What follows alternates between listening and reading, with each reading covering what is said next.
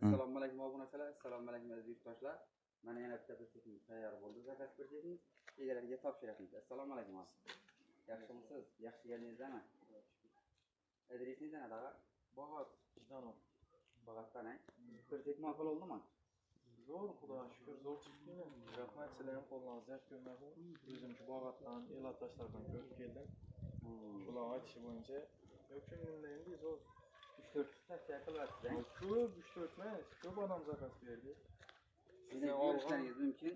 Layli, xudo qalasa. Shu spravkalar bilan qilib berdik. Ramalari shu yillar. 13lik bolalarda qilib berdik. Baquvvat etib qalin listlarda, devorlari qalin list oldu. 2lik qalin list. Treyler ham baquvvat. Dillarga chiqadigan nelar bor? Ko'rishlaringiz mumkin. O'zlarining parkoplari bor ekan. Tok montajlari bilan qilib berdik. Eylari bir o'tiruv 76 lik. Paket pistalari qo'yib berdik. Paket balonlar bilan. Narxini Jasromiya yog'daylashib, geliştirib qilib beramiz.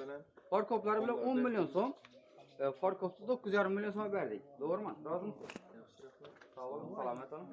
Ishingizga omad.